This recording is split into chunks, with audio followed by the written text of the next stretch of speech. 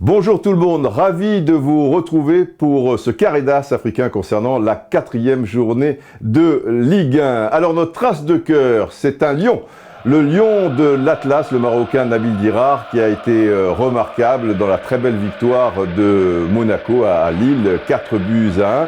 Dirar qui avait connu des petits problèmes de discipline la saison passée, mais qui a été bien recadré pour lui donner confiance. On lui a même donné de temps à autre, depuis le début de cette saison, le brassard de capitaine. C'est un joueur fidèle, il a 30 ans, mais rendez-vous compte, il est resté 4 ans à Bruges et c'est sa 6e saison à Monaco, ce qui n'est pas rien. Et il évolue à 2 postes, c'est pratique, soit défenseur droit, mais maintenant il s'illustre vraiment et s'affirme comme milieu droit offensif. Voilà, c'est notre as de cœur. As de carreau maintenant, alors lui, couteau suisse également, c'est notre Fenech, l'Algérien Rami Bensebaini, qui est arrivé de Montpellier à l'intersaison à Rennes.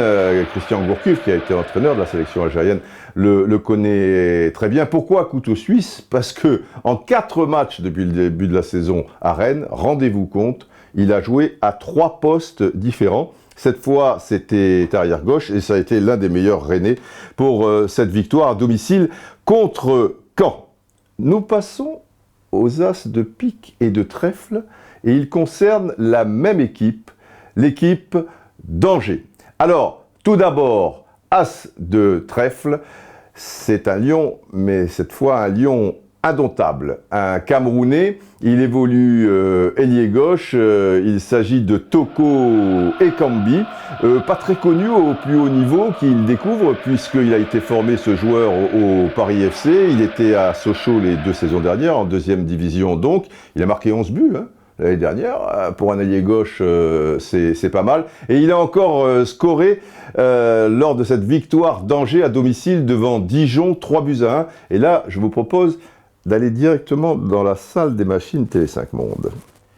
Nous avons ici le gaucher Mangani et Toko Ekambi, donc à son poste d'ailier gauche. Qu'est-ce qui va faire la différence? C'est le contrôle sur cette action.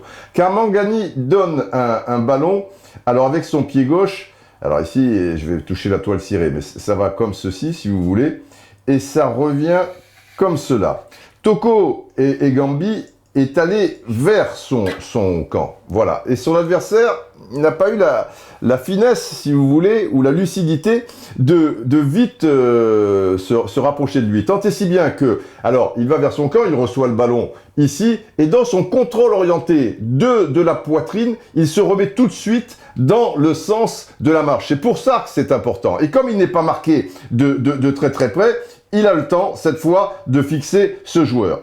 Et il va repiquer vers le centre. Celui-ci arrive, mais un petit peu tard. Lui sera battu assez largement, car le lion, une fois lancé, est très, très puissant, très explosif.